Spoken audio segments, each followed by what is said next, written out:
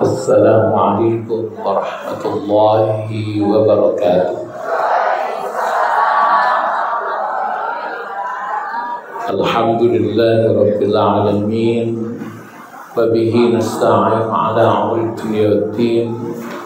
Assalatu wassalamu ala ashrafil mursalin Sayyidina wa maulana Muhammadin wa ala alihi wa sahbihi ajma'in. Subhanaka la ilma lana illa ma 'allamtana innaka antal alimul hakim. Rabbi ishrah li sadri wa yassir li amri wahlul 'uqdatam min lisani yafqahu qawli. Amma ba'du. Yang sama-sama kita hormati dan kita muliakan Ibu Ketua dan seluruh jajaran pengurus Majelis Taklim, ibu-ibu, assalam. Ibu-ibu hadirat sekalian, terkhusus kameramen kita Pak Sayuti, yang mudah-mudahan semuanya dimuliakan oleh Allah Subhanahu wa Ta'ala. Alhamdulillah wa syukurillah, kita bersyukur pada Allah atas nikmat rahmatnya. Pada sore hari ini kita bisa ngaji dalam keadaan sehat walafiat. Dan tadi sudah dibacakan Qissatul Maulidin Nabi Sallallahu Alaihi Wasallam, karena kita sudah masuk pada bulan Rabiul Awal. Mudah-mudahan sebagaimana yang kita ikuti, kita ingini, mudah-mudahan kelak kita akan mendapatkan syafaat dari Muhammad Sallallahu Alaihi Wasallam. Salam dan salam mudah-mudahan senantiasa dilimpahkan pada junjungan kita Nabi Muhammad Sallallahu Alaihi Wasallam, keluarganya, sahabatnya, dan berikutnya di akhir zaman. Sambil saya menyampaikan materi yang saya sampaikan, silakan yang di depannya ada minuman diminum. Kalau nggak ada, nggak usah. Tema yang saya bahas, bagaimana saya sampaikan untuk wahyu kemarin, adalah mempersiapkan diri dalam hidup menghadapi hari esok. Ya. Hari esok itu apa? Dalam Al-Quran itu salah apa itu detail Allah mengatakan Bismillahirrahmanirrahim. Ya ayyuhalladzina amanu taqullaha haqqa tuqatih. Ya ayyuhalladzina amanu taqullaha wal tanzur nafsum ma qaddamat lighad wattaqullaha innallaha khabirum bima ta'malun. Ya ayyuhalladzina amanu, wahai sekalian orang yang beriman, ittaqullaha, hendaklah kalian semuanya bertakwa pada Allah. Wal tanzur nafsum ma qaddamat lighad, dan hendaklah setiap jiwa melihat, merenungi, memperhatikan apa yang akan terjadi pada hari esok. Hari esok ini kalau kemudian kita merujuk pada ahli tafsir dibagi dua. Hari esok itu yang dimaksud adalah hari akhirat. Tapi sebagian mengatakan hari esok itu hari setelah kematian. Kira-kira yang pas yang mana? Akhirat atau kematian? Ya. Baik. Saya lebih merujuk kepada yang mana yang kedua. Jadi apa itu Yaumul Lighad atau hari esok itu ada hari, yaitu di mana kita setelah kita kematian. Nah, ini yang penting. Karena sesungguhnya hari setelah kematian itu ada hari di mana kita akan mendapatkan imbalan atau balasan dari seluruh perbuatan kita, dari mulai akil balik sampai kemudian kita meninggal dunia. Akil balik itu umur berapa? Kalau ibu-ibu ya umur 12 tahun. Paling lambat umur 14 tahun. Kalau anak laki-laki itu biasanya umur 11 tahun, kalau paling lambat 17 tahun. Kalau 17 tahun berbalik, double. Balik. Artinya balik itu sampai pada kesanggupan orang untuk berpikir itu balik. Nanti tandanya macam-macam. Kita pahami apa setelah kematian itu. Jadi kematian dari mulai kematian, dari mulai matinya Saya rujukan kitabnya namanya Dzurratul Wa'idin. Kalau ada nanti silakan dibuka lagi. Bagaimana rasanya orang mendapatkan kematian? Kematian itu ada dua. Ada mati suri, ada mati sesungguhnya. Yang banyak diceritakan oleh orang itu mati suri. Mati suri itu prosesnya orang kayak mimpi, itu mati suri. Jadi tidak mengalami gejala kematian yang sebenarnya. Ada salah satu buku ini dari seorang profesor kedokteran, ahli kedokteran, ketika kemudian dia menjawab bagaimana Anda melihat orang meninggal dunia. Ini profesor, dokter. Nah, kemudian dia meneliti karena dia orang praktisi kesehatan, dia kemudian mencari orang-orang untuk diwawancari, dapat 100 orang. Dari 100 orang itu jawabnya 87%-nya sama. Yang 13%-nya berbeda tapi sama ujungnya. Jadi kalau orang mati suri itu diwawancari semuanya, wawancara jadi riset yang mendalam. Jadi udah wawancara bagaimana keadaan orang mati suri. Ternyata orang mati suri itu kayak mimpi. Jadi mimpi, kemudian dia mimpi mati. Kemudian dia keluar dari jasadnya, dia lihat jasadnya, lihat keluarganya pada nangis, pada ngupeng dan sebagainya. Termasuk kalau kita mungkin banyak baca Yasin, tahlilan dan sebagainya. Dia meninggalkan itu. Dan kemudian dia diajak oleh seseorang. Ini 87% itu kayak gitu. 87%. Jadi dia ada seorang terbang sampai pintu yang sebelah timur, ternyata belum dibuka. Ternyata kemudian diajak ke pintu yang sebelah barat, belum dibuka juga. Ke utara, selatan semua belum dibuka. Diajak ke atas. Dan ketika diajak ke atas itu kemudian dia melihat kegelapan yang luar biasa. Dan setelah mengalami kegelapan itu mengalami masa terang benderang, terang sekali. Nah, ketika dia mengalami masa terang itu, dia paham, ingat betul perbuatannya dari mulai balik sampai dengan meninggal dunia. Ingat jam sekian, tanggal sekian, hari apa dia melakukan seperti ini di mana. Ingat semuanya. Gitu. Cuma kemudian ketika mentok udah terang, dia ke atas lagi, dikatakan kamu belum waktunya, kamu balik lagi udah hidup lagi. Ini adalah orang yang mati suri seperti itu. Ada di sini yang pernah mati suri? Belum? Pengen?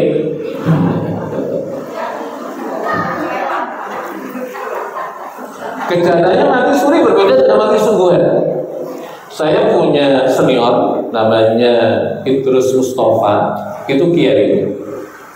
Nah, ibunya Idrus itu, Ustaz Idrus namanya Ibu Halimah. Ibu Halimah itu hafal Quran, baca Quran terus. Mengalami mati suri. Jadi mati itu habis itu harus sholat maghrib, mati, meninggal dunia. Nah, banyak kan saat Idrus itu banyak teman-temannya banyak banget, maka banyak yang takziah ke sana. Cuma saat Idrus ngomong sama sama teman-teman, Umi jangan diapa-apain. Udah, Umi selimutin aja, jangan diapa-apain, jangan dimandikan, pokoknya biarin aja. Terus Ustaz Idrus itu katanya orangnya orang yang berotok itu apa? Isengan ya. Udah kalau begitu saya aja yang kamu ikat dengan kain kafan. Di sebelahnya, jadi Umi Halimah itu dipakai selimut, Ustaz Idrus dikumulin sama kain kafan. Gitu. Mau subuh, waktu tahajud itu Umi Halimah bangun. Ribut orang. Padahal Ustaz Idrus masih ngorok. Jadi Ustaz Idrus yang ngorok, Umi Halimah bangun. Tanya, ada apa ini? Yes. Habis itu Ustaz Ibu Halimah itu nggak mau makan, minum nggak mau. Jadi sampai istrinya itu salah tingkah. Dikasih kopi, Umi sekarang nggak minum kopi. dikasih makanan. Umi sekarang nggak makan kayak gini, makanan Umi ya kayak gini terus.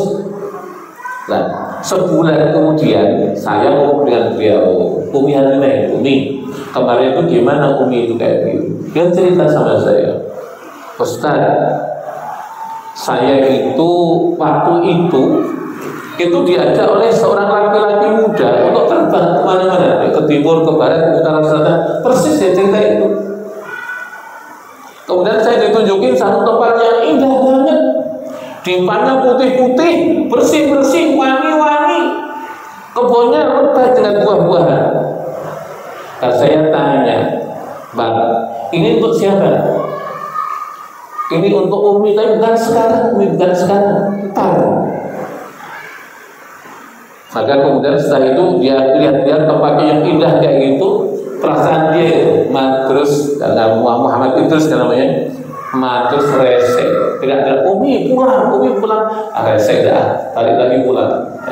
Ini orang yang meninggal mati suri. Tapi berbeda dengan mati suri, berbeda dengan mati yang beneran, karena ada tahapan.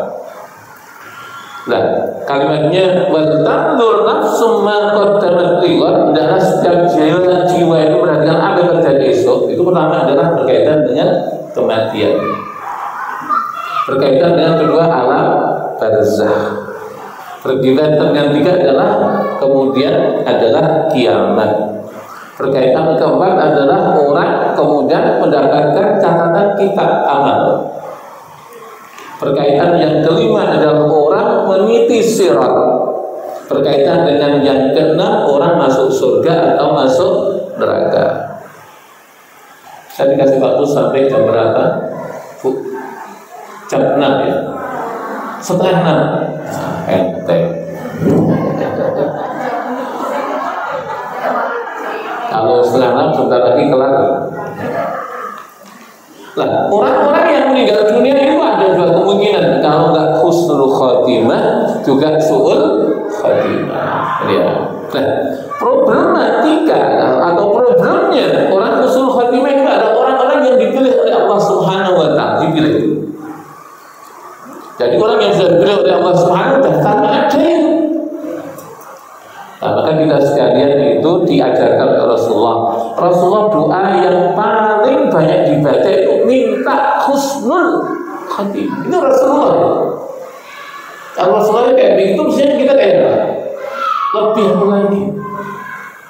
Rasulullah itu yang paling banyak dibaca terutama dalam sujud akhir. Allahumma ja'al akhir kalami bi husnil khotimah. Allahumma ja'al akhir kalami bi husnil khotimah. Ya Allah, jadikanlah akhir kalimatku adalah kalimat husnul khotimah Rasulullah. Ya.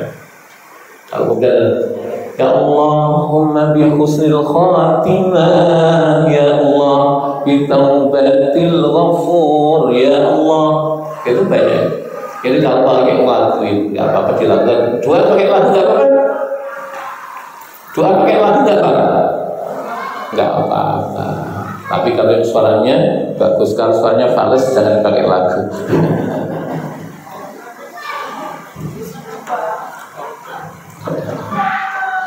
Jadi minta kepada Allah, Allahumma bi husnil khatimah, Allahumma bi husnil. Sebenarnya Nabi Sallallahu Alaihi Wasallam redaksinya macam-macam nggak apa. Karena itu tadi urusannya husnul khatimah itu walaupun sakaratul maut itu suatu yang hebat, suatu yang luar biasa. Tapi kalau orang-orang yang dicap husnul khatimah, walaupun sesulit apapun sakaratul maut, ujungnya mulia. Makanya orang meninggal dunia itu biasanya itu diawali dengan sakit. Kenapa sih sakit? Allah berkehendak untuk ngampuni dosa. Jadi kalau Allah menjadikan orang sakit, Allah menyayangi dia dengan karena akan mengampuni dosa orang sakit ini. Sehingga kadang-kadang itu salah kaprah. Kalau orang meninggal dunia, si fulan meninggal dunia, sakit apa? Seakan-akan sakit itu apa yang meninggal itu karena sakit. Meninggal bukan karena sakit, karena nyawanya dicabut oleh malaikat. Ya. Jadi meninggal bukan karena sakit, nyawanya dicabut oleh malaikat. Kalau kemudian sakit lama, malaikat tidak mau nyabut, ya nggak mati. Tapi kalau kemudian nggak sakit, kalau waktunya benar dicabut nyawanya oleh malaikat, dia akan mati. Nah, makanya orang kadang-kadang orang identik dengan orang meninggal dunia itu jangan lebih sakit, karena itu tadi Allah berkehendak untuk mengampuni dosa. Oleh karena itu kalau kemudian kita dikasih sakit, bersyukurlah karena Allah mengampuni dosa kita. Oleh karena itu kalau sakit, alhamdulillah atau innalillah. Sakit alhamdulillah atau innalillah. Orang diampuni dosa alhamdulillah atau innalillah. Alhamdulillah. Orang sakit alhamdulillah atau innalillah. Bingung kan?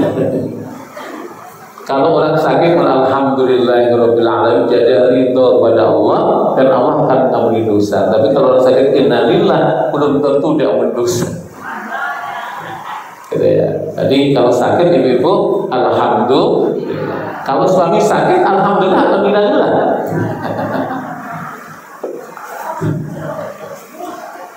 Kalau alhamdulillah itu jangan kenceng-kenceng. Suami sakitnya alhamdulillah. Ya, kalau berarti kalau itu urusan kita. Jadi kalau kita sakit, gimana ibu sakit? Alhamdulillah. Tapi kalau orang tua sakit, kalau mertua sakit, nggak usah alhamdulillah, masalah itu. Allah berkehendak untuk mengampuni dosa.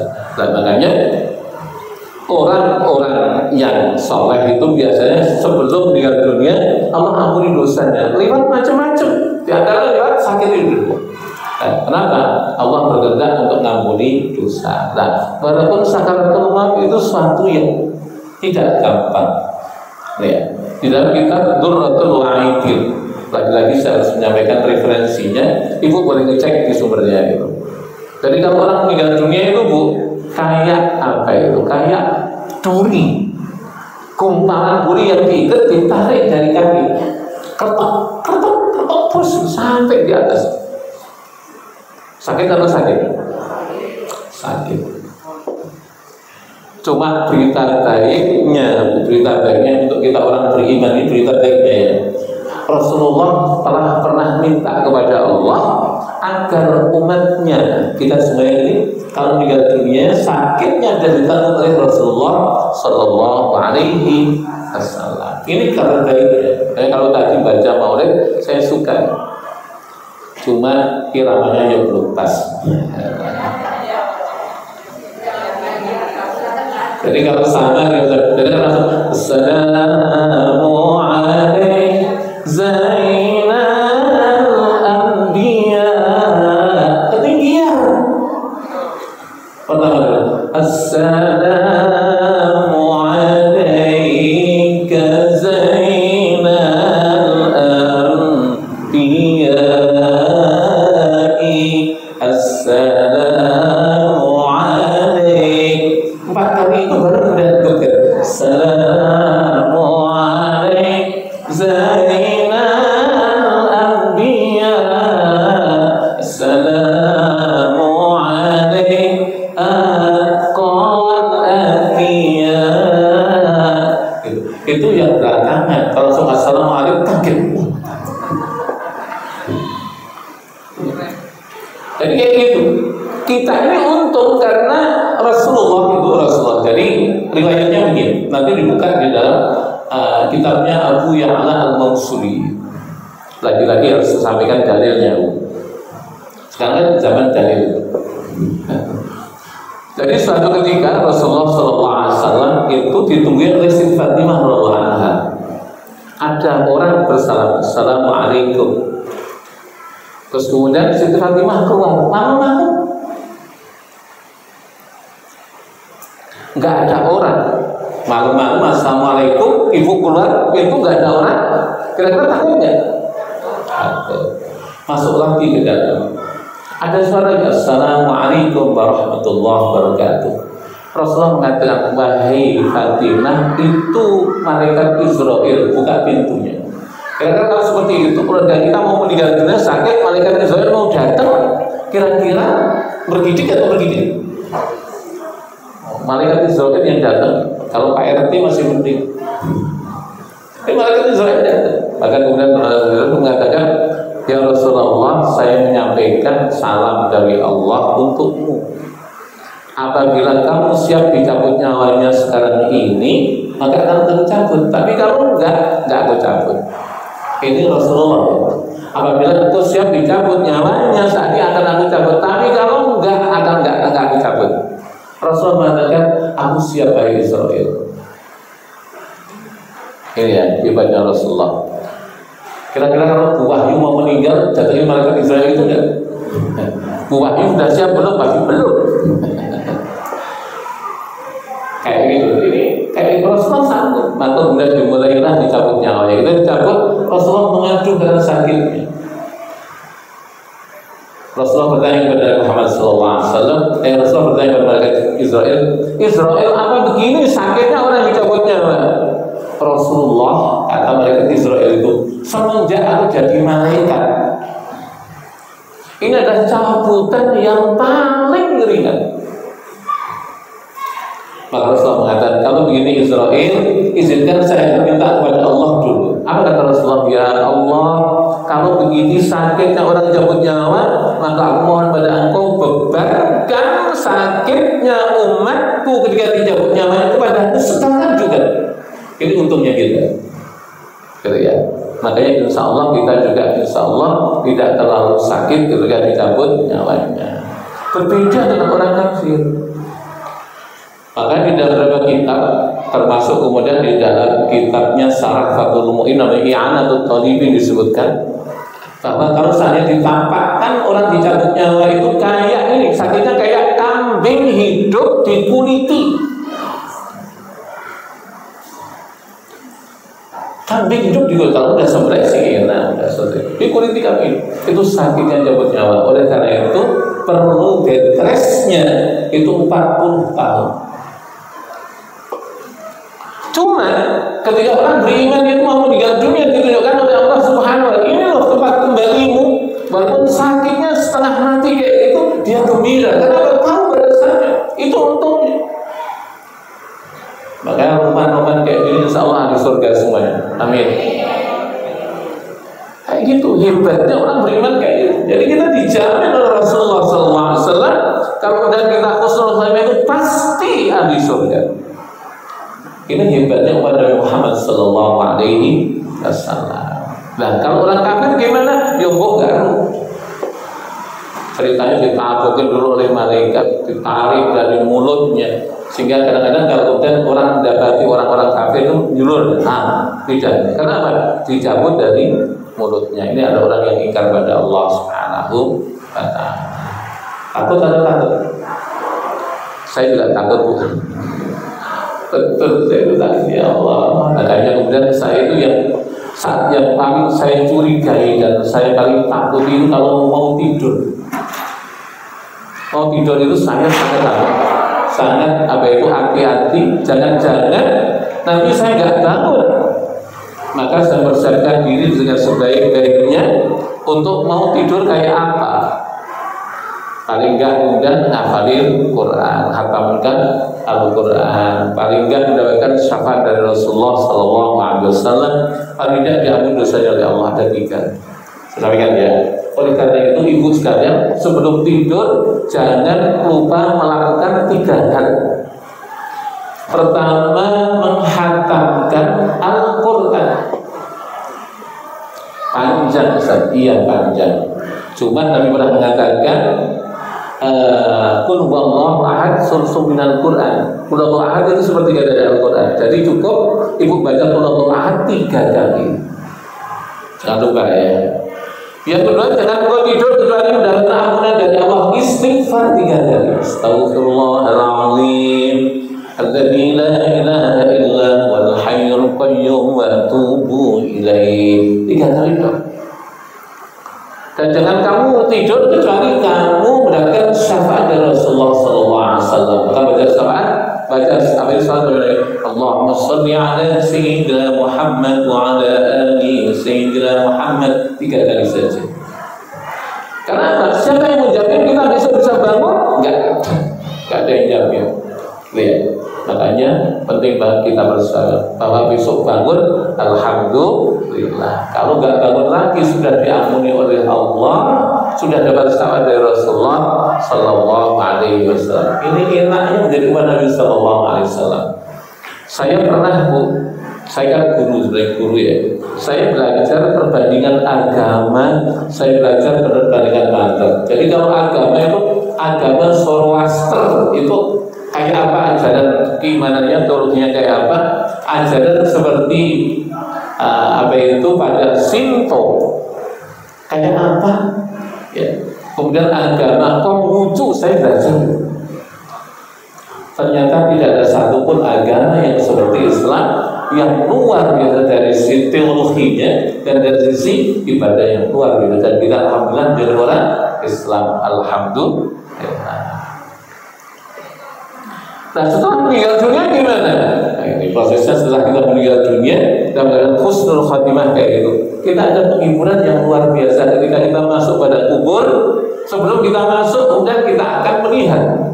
Jadi kita yang datang siapa, yang baca Quran siapa, yang ngedumel siapa, yang nangis siapa, yang enggak nangis siapa, yang mandiin kita siapa, yang ngafalin siapa, yang mensolatkan siapa. Dan ketika itu kita tidak kurang apa itu, tidak ada seorang pun yang pandangannya lebih dari kita.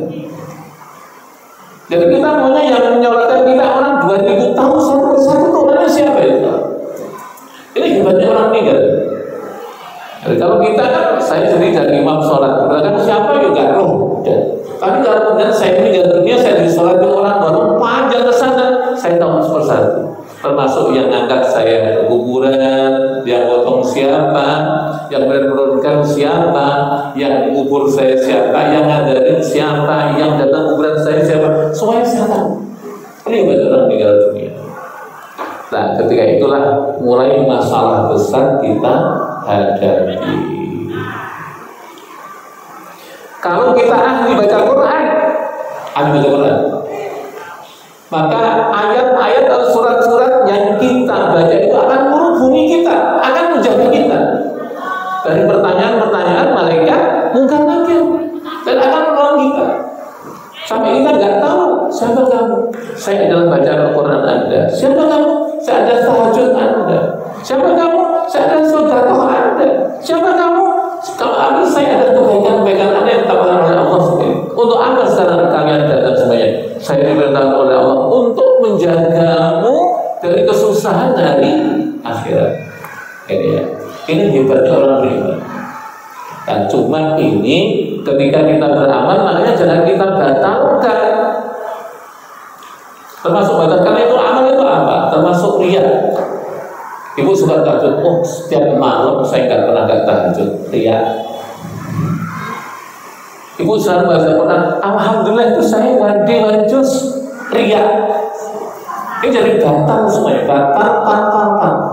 Kalau niatnya ada menunjukkan. Makanya kalau kemudian tanya, ibu suka baca Quran, alhamdulillah. Ibu suka tahajud, alhamdulillah. Itu saja, jangan kita tunjukkan kalau sampai dengan riya, repotlah. Ini amalan-amalan kita yang diperintahkan oleh Allah untuk jaga kita, betul. Dan kalau kita dijaga oleh Allah, maka kemudian kita akan selamat. Ini belum lagi teman kita dari pengajian ini. Ibu ini almarhumah ini orangnya baik, pada dan jaga al-fatihah nyampe. Tahlilan nyampe dan seterusnya. Nah, di dalam kitabnya Imam Ahmad bin Hanbal menuliskan, ini riwayat ya, ini hadis, bahwa orang yang di dalam kubur itu akan ditanya oleh malaikat sebanyak 7 hari, selama 7 hari. Ini ditanya oleh malaikat hari pertama, kalau kemudian dia bisa jawab, selesai. Kalau nggak bisa, besok datang lagi. Kalau bisa jawab ada kedua selesai, tapi kalau nggak ada datang lagi terus sampai ke 7 hari. Nah, maka di sini kita butuh namanya syafaat. Syafaat itu doa. Allahumma ighfir lana warhamha wa'afiha wa'fu anha. Kalau perempuan, Allahumma ighfir lahu warhamhu wa'afihi wa'fu anhu. Kalau doa ini nyampe kepada bersangkutan, pelajar. Maka kenapa orang itu dianjurkan mendoakan pada orang meninggal dunia itu sampai dengan 7 hari. Mudah-mudahan sehari juga bisa. Tapi kalau nggak bisa ya 2 hari, 3 hari dan seterusnya seperti itu. Masalah baca apa terserah. Mau baca Yasin, mau baca tahlil, mau khataman Al-Quran silahkan. Atau nggak mau begitu, pakai sedekah. Ini ya, maka makna ini jangan direduksi. Kenapa kemudian orang ditahlili kan nggak seperti itu? Nggak kayak gitu. Nanti baca kitabnya para ulama. Saya pernah dibantah oleh mahasiswa saya, Pak, bukankah kemudian masyhur bahwa Imam Syafi'i mengatakan orang baca Quran nggak sampai orang yang meninggal? Ini ya yang suka disampaikan. Saya katakan baca kitab Anda belum kelar.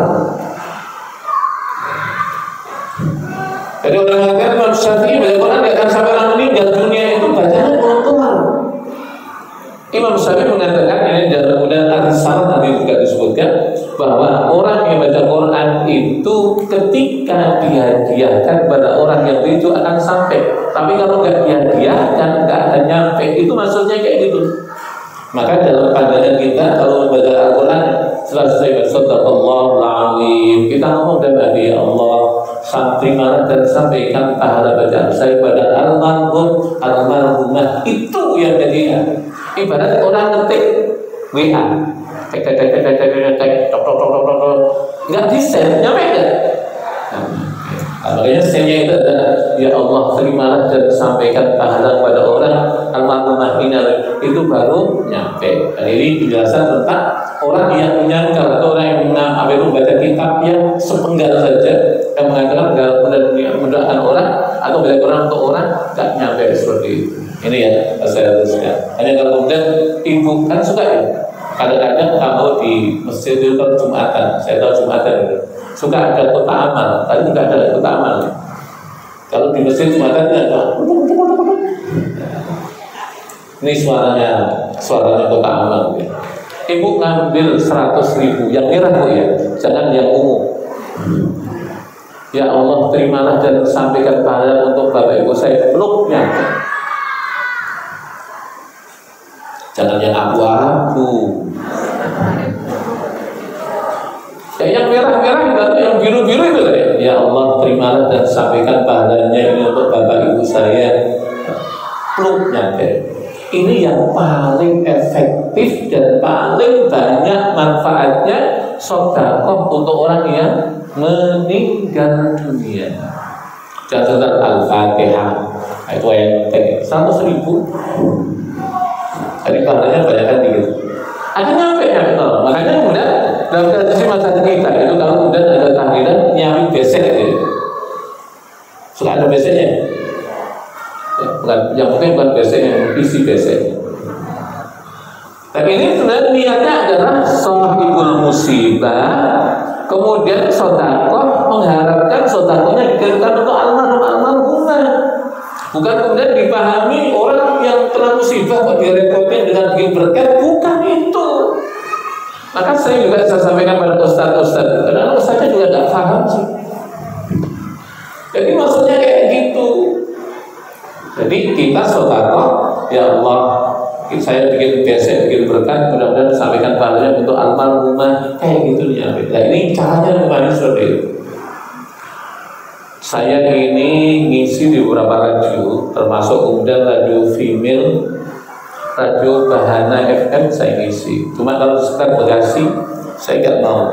Kenapa? Karena ada nih, materinya itu resek. Saya kenal itu teman-teman saya juga, makanya kayak seperti di Rojak, saya juga nggak mau ngisi, termasuk di data seumur-umur saya nggak akan ngisi.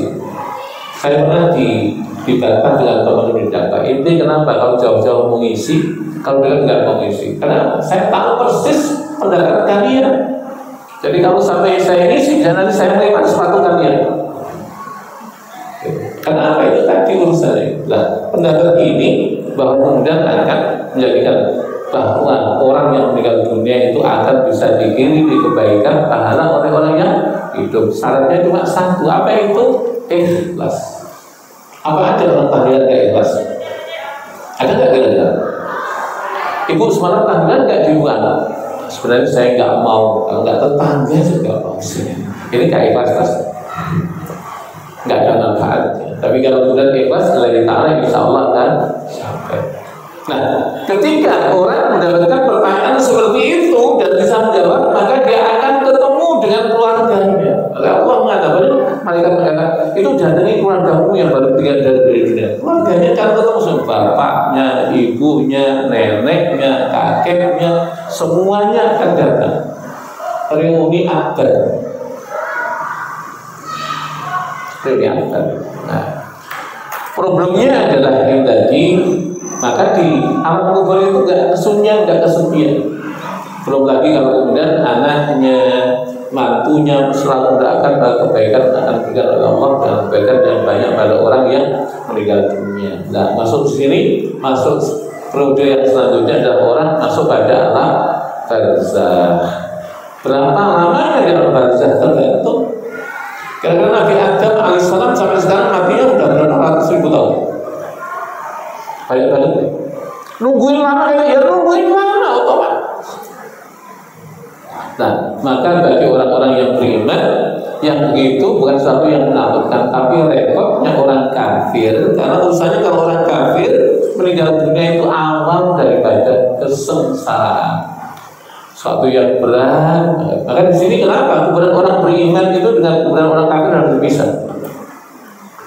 Orang kafir itu kalau dipukul oleh malaikat, itu lengkingannya dari ujung timur bumi sampai ujung barat orang dengar semuanya. Jadi kalau malaikat itu, malaikat zab itu, malaikat kubur, karena yang bertanya adalah malaikat mungkar nakir. Itu karena ada malaikat yang tugasnya menyambut orang yang mati karena nggak bisa menjadi pertanyaan malaikat. Maka lengkingan suaranya itu dari ujung bumi yang ujung barat, yang timur dan akan deri saking dahsyatnya. Makanya di sini jangan sampai kemudian orang itu dikubur campur dengan orang kafir. Ada kuburan khusus untuk orang Islam? Ada nggak? Perwira itu sebelahnya orang-orang Islam, sebelahnya lagi orang-orang kafir. Itu keringan sama jalan aja. Jadi kalau sebelah sini jalan orang kafir dikebukin malaikat, sebelahnya gitu ya. Gitu ya. Ini masalahnya. Oleh karena itu saya pernah ngomong sama orang Pemda yang ngurus itu, hendaklah diatur sedemikian rupa. Karena jalannya cuma jalan. Orang yang agamanya ini di sini, orang yang Islam di sini. Ini kalau kemudian di sini gebukin malaikat di sini berbukan semuanya ini. Dari sehat orang kafir dibukin malaikat suaranya teriak-teriak kan gitu. Nah ini masalahnya di sini. Dia menunggu lama sampai kemudian datangnya hari kiamat. Hari kiamat itu sudah ditentukan waktunya. Kapan waktunya kiamat sudah ada. Cuma yang tahu hanya Allah Subhanahu wa ta'ala. Bahkan malaikat Israfil yang mencabut yang menurut itu nggak tahu kapan kiamat.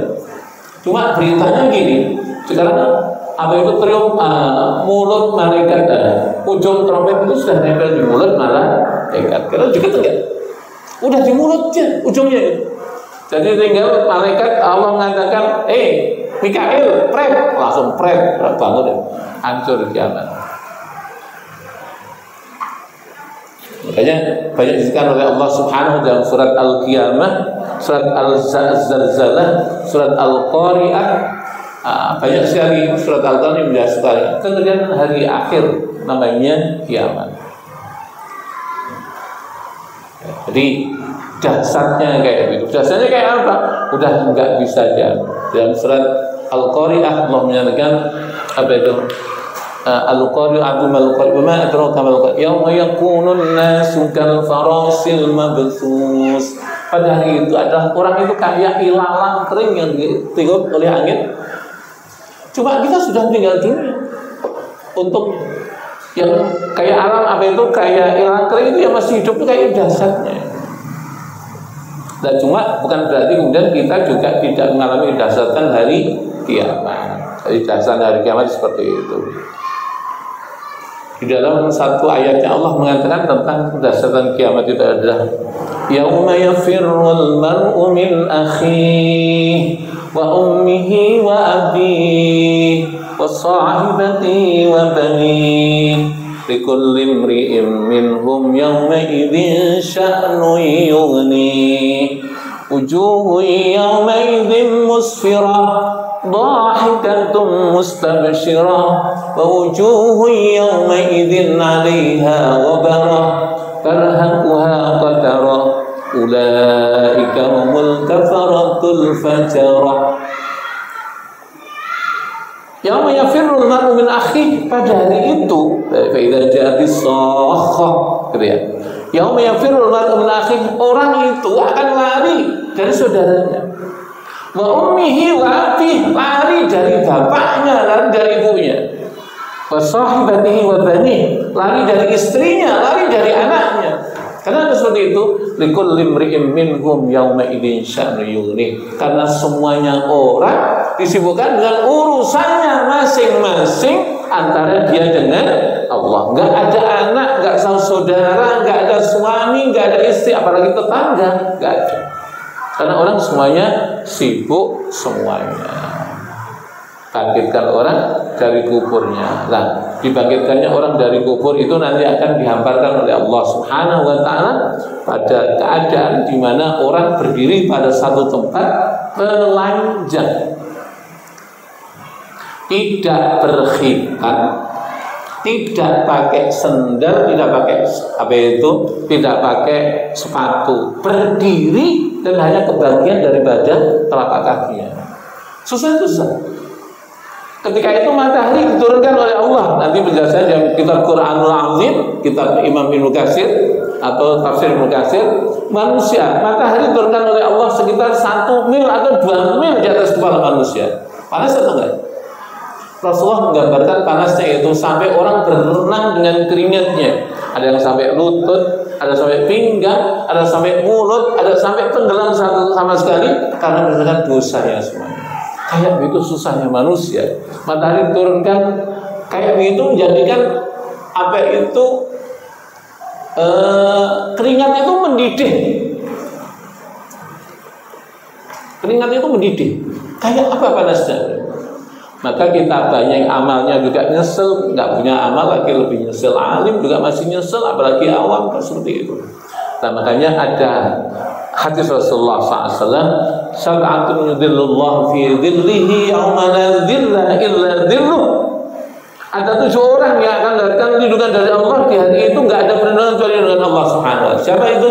Pertama adalah imamun adilun, imam yang adil, pemimpin yang adil. Yang kedua adalah asyabun nasya fi ibadatillah, orang muda yang sangat rajinnya ibadah pada Allah Subhanahu wa taala, terus sampai dengan yang ketujuh. Itu orang yang selamat sekali, itu kemudian insya Allah nggak selamat. Makanya di sini termasuk kemudian orang yang tahabba fillahi man istama'a wa tafarraqa, orang yang berkumpul karena Allah. Saya yakin kita ibadah ini, kita ngaji ini kan karena Allah ya. Jadi masih ada harapan kita dapat itu tadi. Jadi kumpul karena Allah, berpisah juga karena Allah. 7 orang ini dapat. Nah, orang didiamkan oleh Allah Subhanahu wa taala. Kalau dalam riwayat Ibnu Katsir dikatakan sab'un.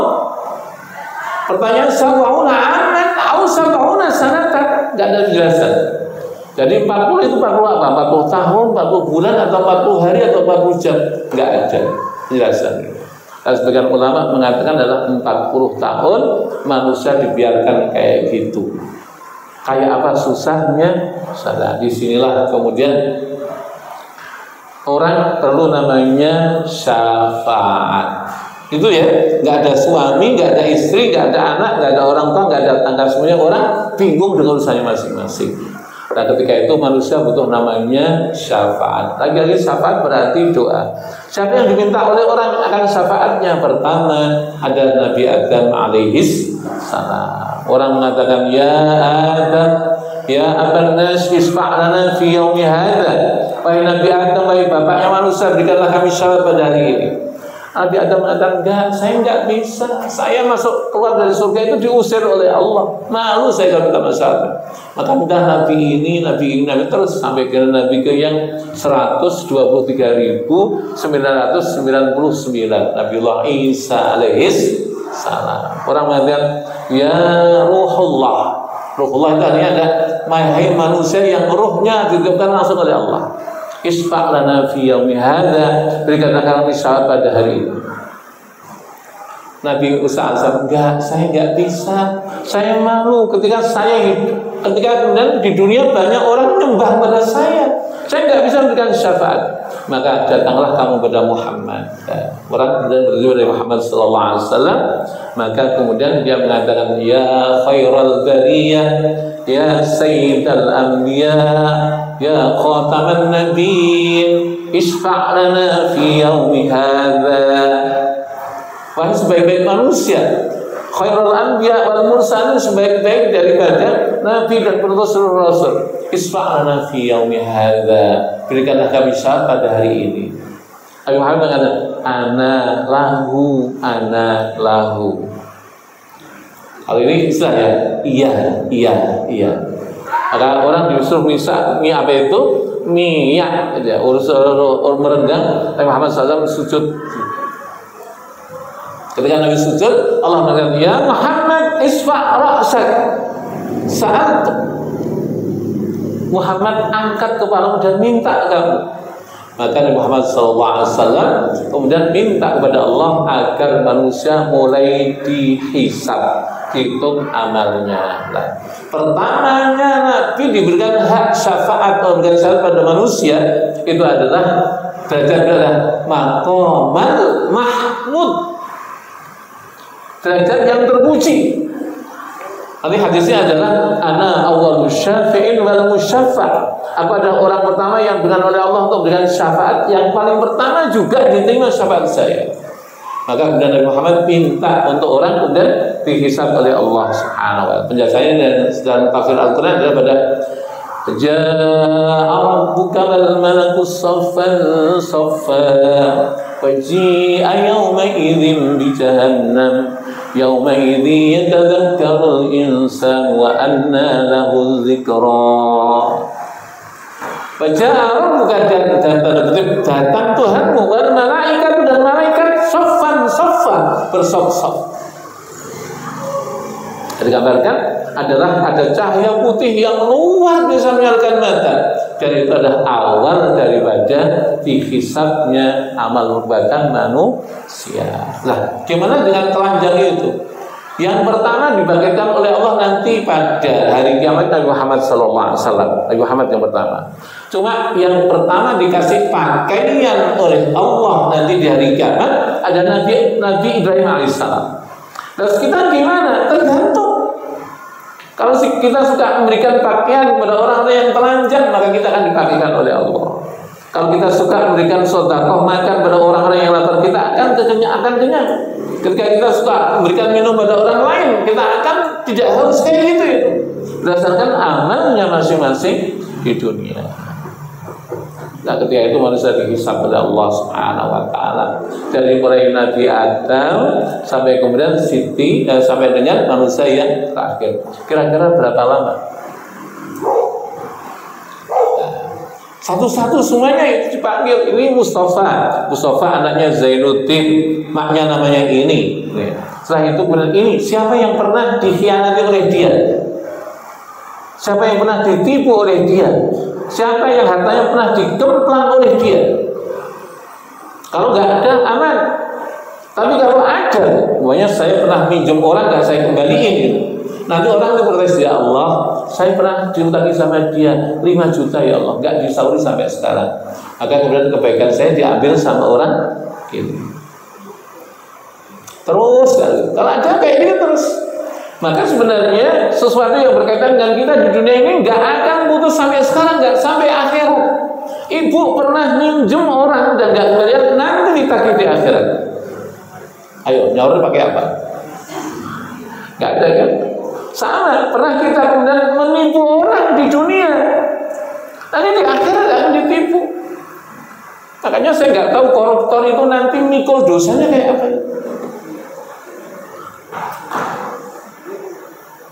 Nilai harta rakyat sekian triliun, ya Allah. Jangan gitu, orang nggak bayar zakat itu nanti mikul hartanya di hari kiamat itu mikul. Kayak apa? Orang bawa badannya susah, apalagi mikul harta curian. Kayak gitu susahnya di masalah kayak gitu. Lah, orang akan satu persatu dihisab oleh Allah. Semuanya. Jadi orang itu kalau ketika di dunia dizalimi oleh orang lain atau menzalimi orang lain, di sana Allah adil dengan seadil-adilnya. Makanya kalau ibu ada yang nipu, udah biarin aja, udah gak usah ditagih. Ntar di akhirat kita minta cash plus untungnya. Sama dengan ibu pernah barangkali di dalam majelis dicaci oleh orang, udah biarin aja. Nanti di akhirat kita minta pengadilannya kepada Allah. Kayak gitu. Ada yang suka dicela orang nggak? Udah biarin aja, nggak usah marah kita. Ntar kita tagih di sana. Sama. Kalau kemudian kita ditipu oleh orang di dunia, udah biarin aja. Ntar kita minta di sana. Itu keadaan Allah Subhanahu wa taala pada pengadilan mahsyar seperti itu di hadapan Rabbi Qadi Rabbul Jalil, di depan Tuhan yang Maha Adil. Seberapa lama ya? Udah lamanya, udah jangan dihitung berapa lama. Makanya orang yang paling orang yang paling bebannya itu ringan itu ibu, bapak, ibu sekalian, itu orang miskin. Orang miskin itu apa yang mau dihisab? Harta cuma sedikit. Jadi kalau sholatnya bagus, ya, kalau malaikat udah surga. Beda dengan orang kaya. Orang kaya itu kan dihisab oleh Allah Subhanahu wa taala berkaitan dengan kenikmatannya itu, hartanya per rupiah dihisab oleh Allah. Ini dari mana? Ini dulu waktu tetangga nyalonin DPRD saya dikasihin. Wah.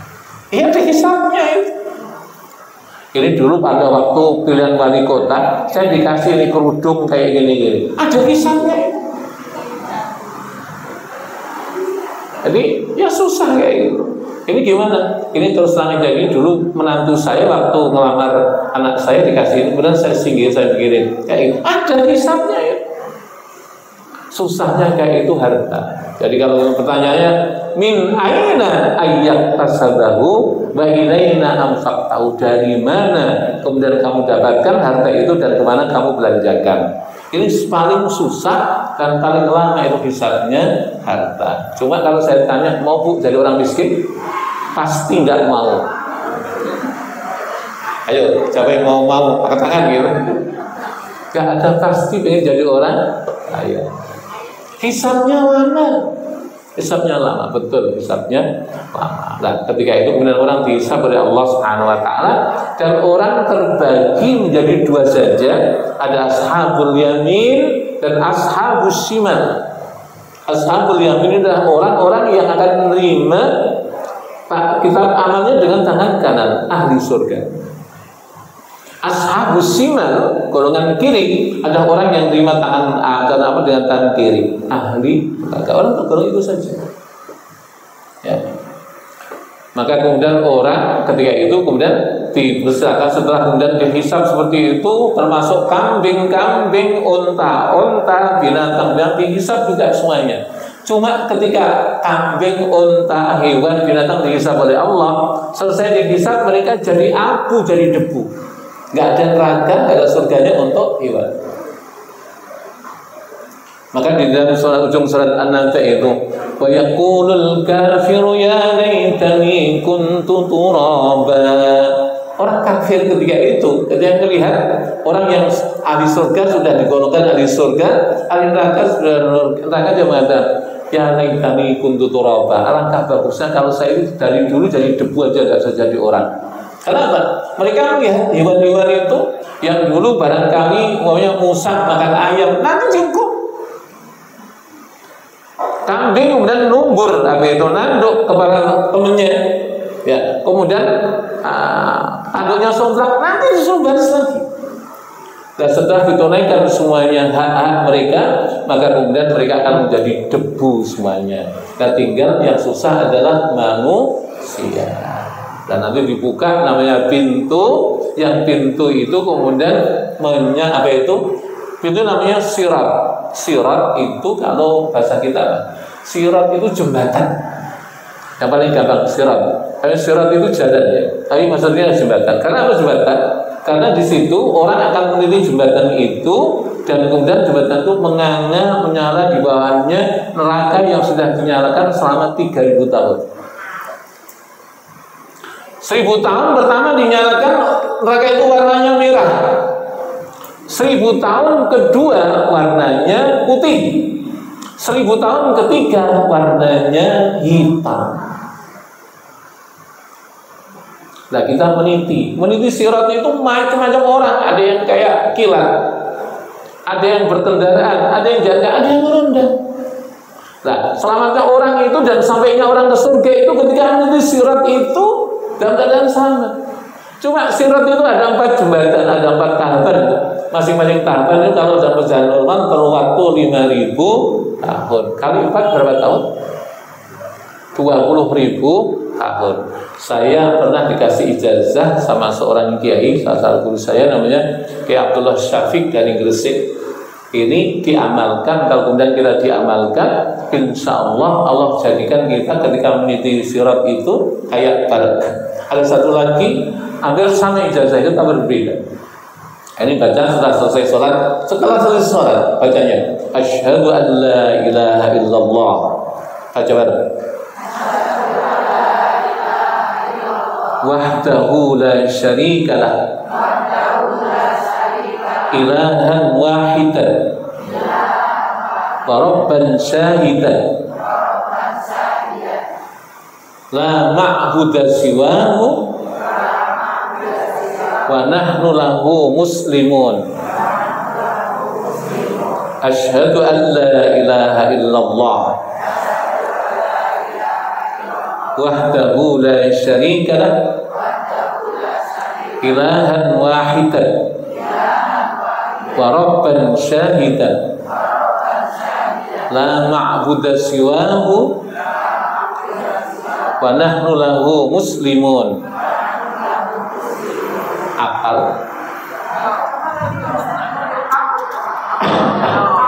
Oh gitu ya. Ya. Mau merekam beliau itu ya. Wahyu. Asyhadu an la ilaha illallah wahdahu la syarikalah ilahan wahidan wa rabban syahidan la ma'buda siwahu wa nahnu lahu muslimun. Beliau mengatakan kalau orang selesai sholat baca ini 4 kali, maka nanti meniti siratnya kayak kilat. Ini yang ngasih ijazah yang kedua berbeda dikit. Kalimatnya asyhadu an la ilaha illallah wahdahu la syarikalah ilahan wahidan wa nahnu lahu muslimun. Jadi nggak pakai warban syahidan ya, ilahan wahidan wa nahnu lahu muslimun. Siapa yang baca ini 4 kali setiap selesai sholat, maka nanti oleh Allah jadikan melangkah sirat itu cuma 1 langkah saja. Jadi ya, kalau seandainya asyhadu an la ilaha illallah wa asyhadu Allah wahdahu la syarikalah, yang esa dan tiada sekutu baginya, ilahan wahidan, Tuhan yang satu, wa rabban syahidan, dan Tuhan yang disaksikan. Apa itu? Wa nahnu lahu muslimun, dan kepadanya kami berserah diri. Ini kalau enggak lama buddha siwahu ya. Kalau ada lama buddha siwahu, tidak ada yang disembah sama dengan Allah atau selain Allah. Ini yang pertama tadi dari Kiai Abdullah Syafi'i, seperti itu. Nah pokoknya kalau kemudian kita amalkan ini, insya Allah ini riwayatnya berbeda dikit tapi dekat sama itu. Nanti dijadikan oleh Allah yang satu tadi meniti sirat itu kayak kilat. Ya. Yang kemudian yang kedua meniti sirat itu kayak 1 langkah tok, gitu ya, kayak gitu. Ini diamalkan dan ijazah. Saudara, selamatnya orang di situ tergantung pada selamatnya dia meniti sirat itu.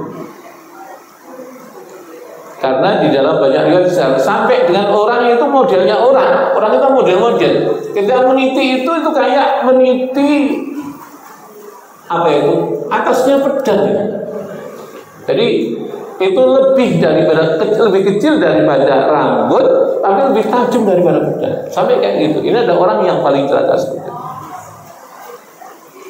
Ya, makanya kita sekalian tentu perlu pertolongan Allah dan sebagainya. Nah, selamatnya orang kemudian pada ujungnya itu maka dia ahli surga.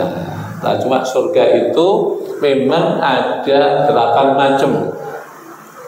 Ya, surga itu ada 8 macam dan surga yang paling tinggi surga Firdaus. Dalam Al-Quran Allah ulang kalimat surga atau jannah itu 153 kali. Cuma kalau ketika Allah Subhanahu wa taala menerangkan tentang neraka itu, Allah ulang kalimat neraka itu 155 kali. Banyak neraka ya? Banyak neraka. Nah, ini adalah kengerian yang luar biasa yang kemudian kita sudah dikasih modalnya oleh Rasulullah sallallahu alaihi wasallam untuk selamat. Maka bagi kita sekalian yang sholat, teruskan sholatnya, tapi ditambah lagi. Kalau kemarin kemudian Allahumma lantas salam dan Allahumma antas salam. Kalau kemarin habis sholat gak ada sholat sunnah, maka tambahin dengan sholat sunnah. Kalau kemarin sudah mau ngasih tetangga, saudara, tapi sekarang ngasih tetangga dan saudara dengan penuh ikhlas. Kalau kemarin dicaci orang masih kesel, sekarang kalau kemudian dicaci orang, kemudian kita ridho. Ini yang menyelamatkan kita sekalian itu.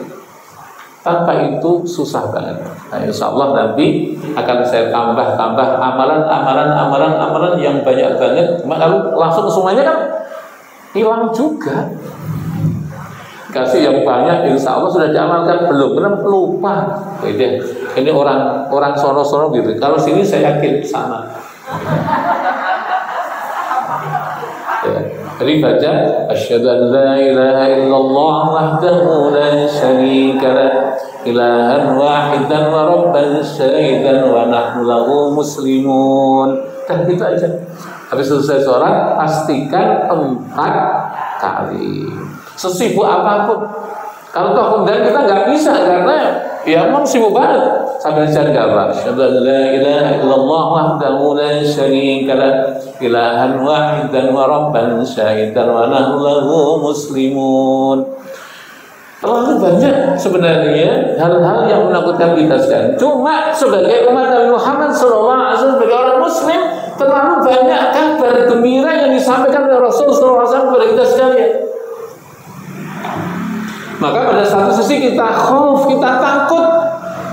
Jangan-jangan kemudian amalan kita belum cukup untuk kita dimuliakan oleh Allah pada satu sisi. Jadi ini wajar.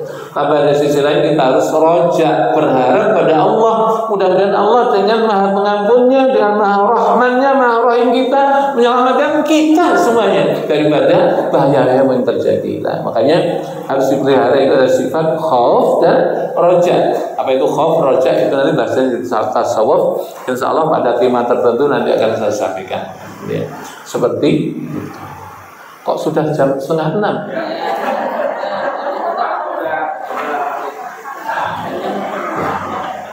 Jadi berarti itu kata Pak Ratimin udah selesai Ustaz.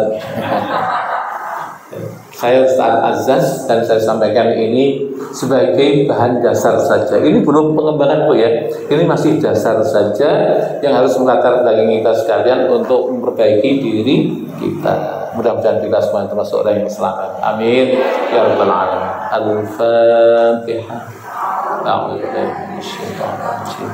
Bismillahirrahmanirrahim. Alhamdulillahirabbil alamin. Arrahmanirrahim. Maliki yaumiddin. Iyyaka na'budu wa iyyaka nasta'in. Shiratal mustaqim.